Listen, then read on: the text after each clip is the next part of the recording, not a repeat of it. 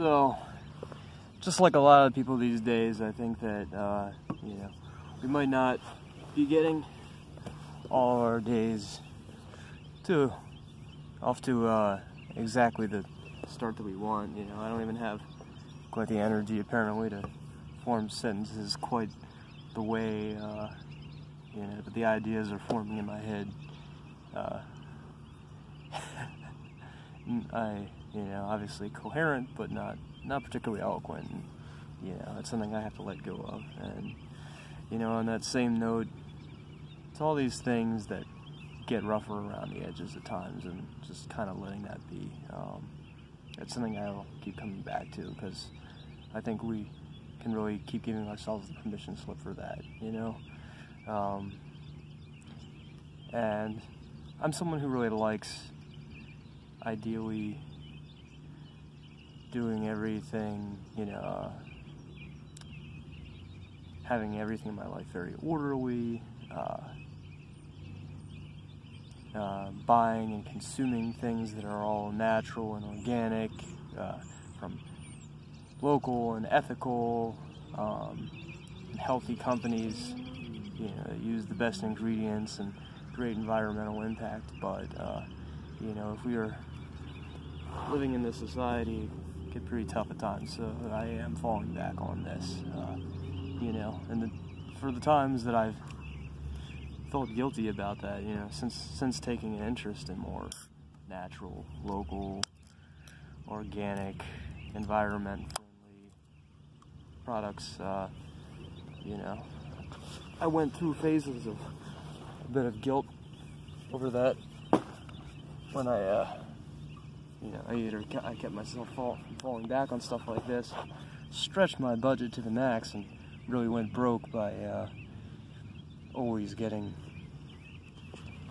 the best thing I could afford. And obviously that doesn't really work out in the long run. There could be times where we're not doing things the ideal way because we have another priority. Right now, for instance, I want to be able to get stuff done throughout my day, and I want to, if I have a good budget for anything, it's going to be for the main things that make up my meals, not my drink at the beginning of the day. The alternative would be, if I had the money. Let me just adjust this tripod to this. This is my phone here. Like many people these days, just make and do, right?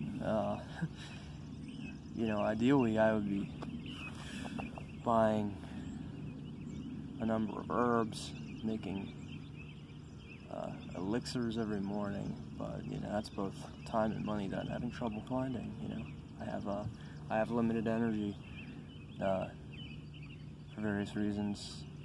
Chronic fatigue being the easiest way to sort of sum it up, but it is what it is for each of us, right? I hope everyone can find more and more that we can look realistically at what we're going through and give honest and compassionate feedback on each other's processes, and give reflections that aren't so filled with our own projections.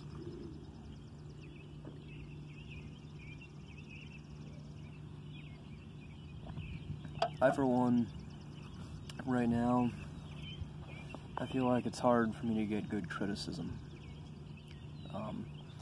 I have whittled the relationships that I actually invest time in my life right now. I've whittled down to just 2, which are one family member and one good friend. That's it. And it's just because of the energy, I'm trying to get focused in my own way, if that makes sense. It's something that I can expound on another time, but just that I think in our culture, the way that we approach criticism is so compulsive that we want to, not compulsive, I mean impulsive, that you know, we have this reactive thing where we have something just bugs us for whatever reason, and we'll speak up on it. Or on the other end is the idea that you just shouldn't criticize anyone. It's either we're either hypercritical or we're avoiding criticism. And what's kind of at the root of this is that we don't, on any widespread capacity, we don't have established. I'm going to get a mic. And it should take care of our wind problem, and we'll see. Maybe it's going to impact. Might turn off this recording for a second, so we'll see what happens. You see, I mean, this is like, as an old friend said, life is a rough draft. So I got all this going here. Alright. Lavalier mic. Very nice, right? Okay. Or maybe I'll even do it the way where it's kind of tucked in so there's less wind. Cross my fingers on this one, and I hope this is a good idea. Alright. So, this is going to be more for interviews. See, I mean, I'm going to have such a wide gamut of content, and I think these videos will be cool to look back at for people who are into this kind of thing.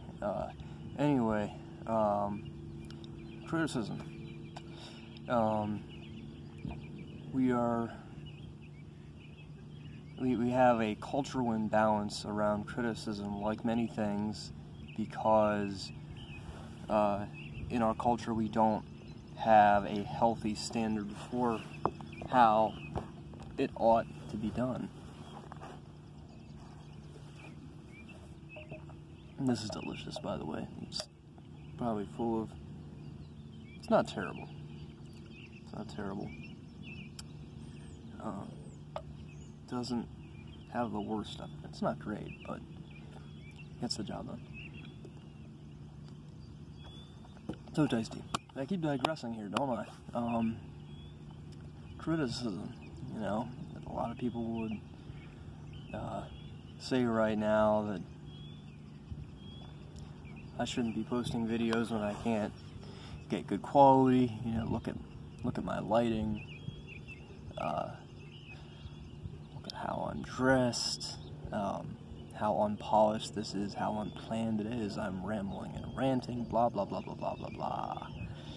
And a lot of people would just silently judge it and be like, "Look at this idiot," and then just move on and whatever. I think people are at where they're at, but let's talk, let's really get the conversation moving around how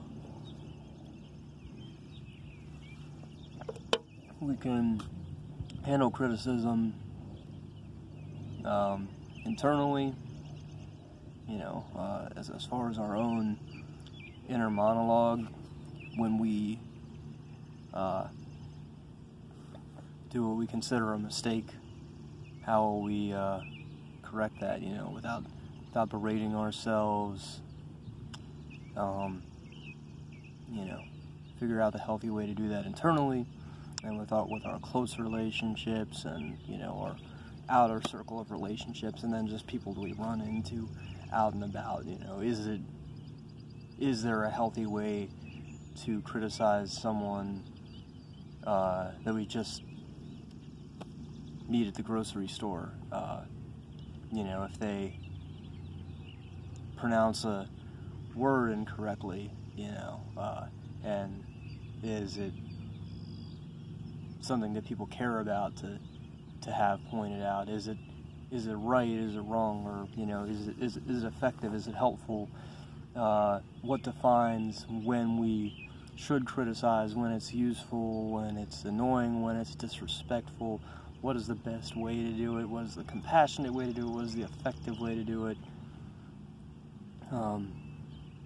We have so much of this drive right now to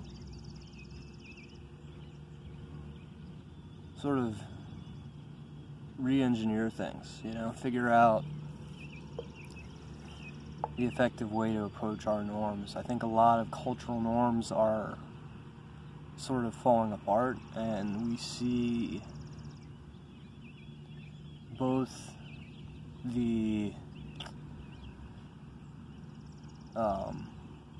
negative side effects of, the sort of failure to meet the needs that have been traditionally met by certain norms. Certain norms around like relationships and hooking up and stuff meant that built into that was, if we follow those more traditional norms, that we didn't have any of the issues that follow with promiscuity. Now, with the breakdown of those rules, people were allowed more freedom. People weren't shamed nearly as much. It's still very much a thing, but definitely, it's improved. And of course, with that freedom means that we do have higher levels of of STDs, of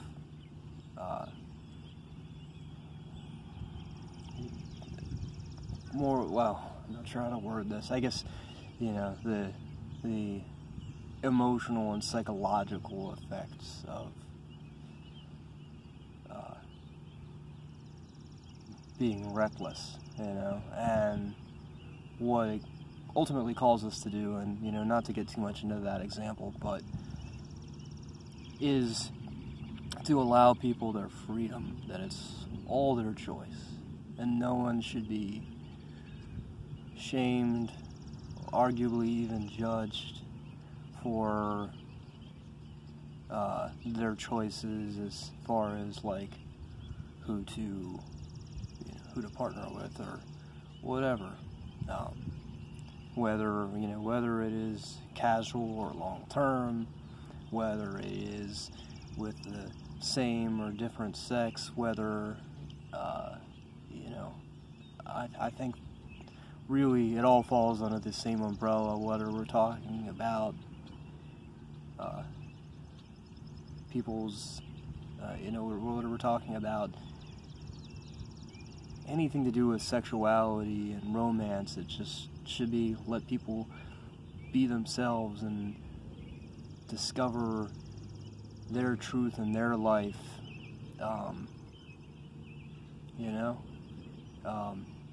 whether it's a matter of people's orientation or their own identity, or just who they are, or even among people who fall within the traditional norm of just opposite sex, man, woman. There's still these things of expectations around promiscuity, women traditionally being shamed so awfully for having multiple partners, men getting kind of ridden for settling down with one high school sweetheart, and having some lovey-dovey fairy tale romance, is... I could go on with so many examples. The thing is, what we get back to is letting people be people, right? And then we take that beyond romance and sex, and it's really just everything in our lives. We want to give people the breadth to do their own thing, but along with that, at a point, is our voice, and which includes all of our truth and our criticism, and the fact that it's valuable and we're interconnected and we affect each other, and we have valuable things to say to each other. It's part of our message and our truth in this life. But how do we convey these things in compassionate and helpful ways where we're not just constantly shooting each other down? Because that's so much of the problem. I think a lot of the times we're not, when people seem arrogant, it is not because that is inherently their nature, but because for people to find their own way and to embody their own truth, to live life on their terms, it's almost necessary to be able to have that thick skin to shut things out, just because people will tear each other down so much. We're so impulsive in poking holes in every aspect of what we see, even with people who aren't close to us. But regardless, people will take things down from every possible angle. You know, a girl today can be berated for both wearing too much makeup and not enough makeup, and someone might say that they're, you might hear comments from one person that they're too skinny and one person that they're too fat at the same time, and all the, pressure for both to fulfill a more traditional feminine role and also to succeed in the world. I don't want to limit that too much to women, even though it's obviously a very relevant and important example in this time.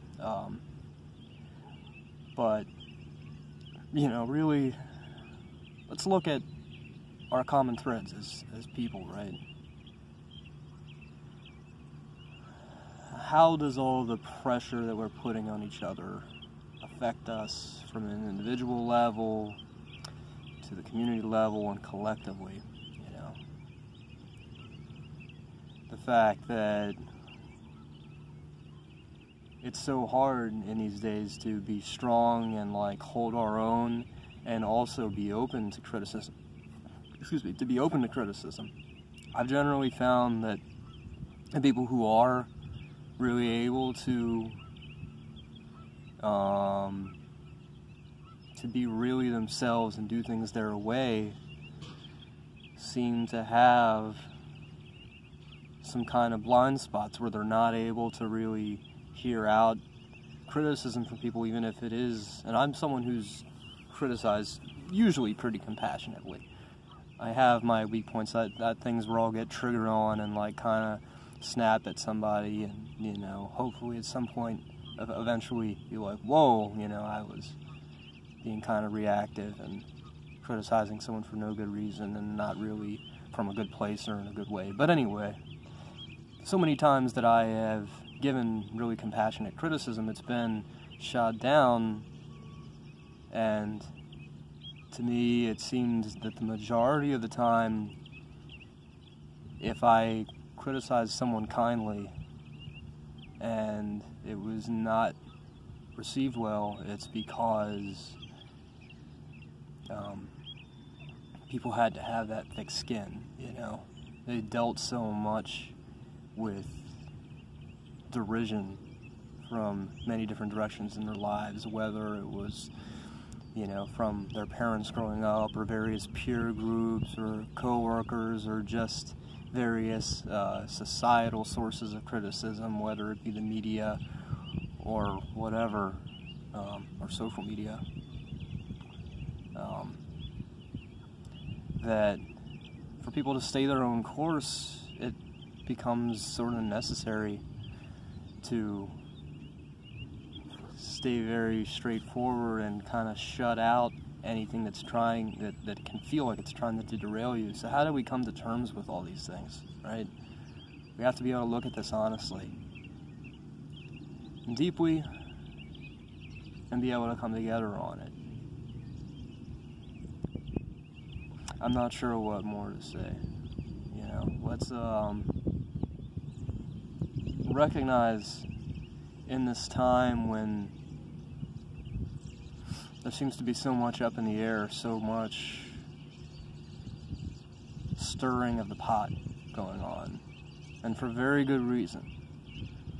If you find yourself in a position where you're bothered by people making noise or being disruptive to society, particularly around a lot of social movements that have grown really strong since, say, around 2014, 2015. These social political movements that have gained a lot of steam and are being pushed really hard are being met with a lot of resistance. And I think there's really a lack of understanding for what trauma is causing these movements, and a complete ignorance to have the notion that you're going to brush these things aside and maintain the status quo without addressing these deeper traumas. It's kind of like if there was shrapnel buried somewhere like in your torso after an explosion, and you just let it close up and you didn't do anything about it, and there's this infection, and where the shrapnel is, and you either get it out or you just wait longer and longer until it festers, and the longer it goes, the more invasive the surgery will be. And if you recognize that infection is going to spread and become more problematic, it eventually becomes obvious that really the best course of action is to take responsibility for how it affects the whole body, or in this case, the whole of society that we share together in this world. And we have to be able to face these things and resolve it. The collective healing is something that has to happen, and it won't happen by denial or through continued ignorance. So if you are unwilling to face these issues, it's probably best for you to stay out of it, but I find it inevitable that you get pulled in one way or another. My choice is to be proactive, but I understand that that's because that's the position that I'm in. It's because I've really tuned in to communication and to social issues and a lot of things that, a lot of ways in which I've geared myself towards this throughout my life. And a lot of people have not. You might have had your nose to the grindstone just trying to survive for many years, as so many people have, and you might not know what you can do. And I'm not sure what to say. It's like I'm not one to dole out advice to people I don't know. All this is about is being able to take on criticism of things, so we'll go beyond the individual. There is a point where we are all affecting each other, so where are we going to draw this line?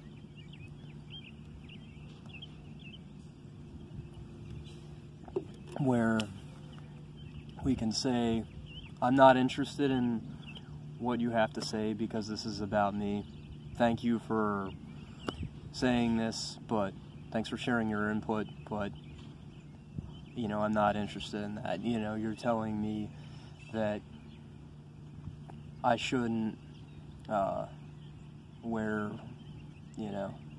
if someone says I shouldn't wear, I don't know, if someone says I shouldn't wear denim on Tuesdays or something like that,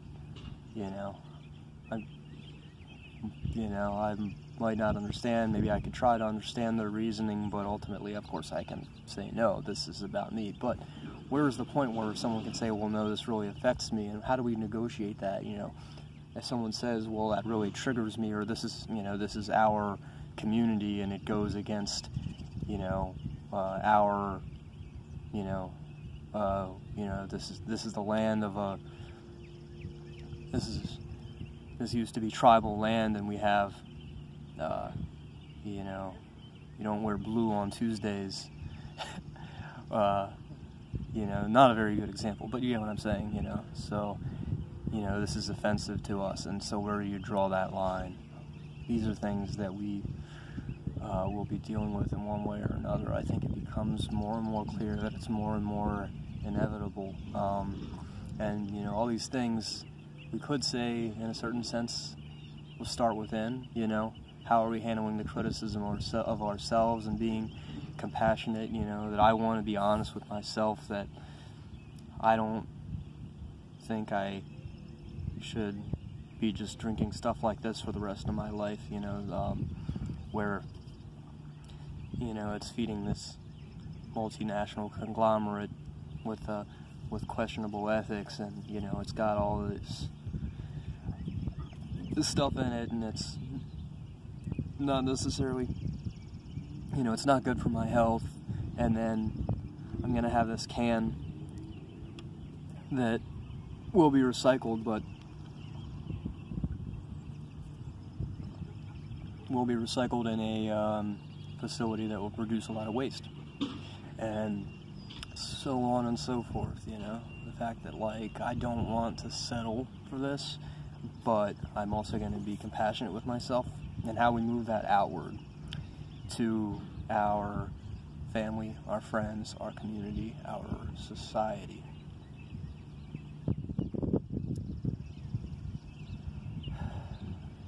If you've bared with me through this, thank you. I hope, of course, that you felt it was something of value. As time goes on, I will be making videos that are less of a rant. But it's what's coming through right now. So thanks for checking it out, and I will see you around.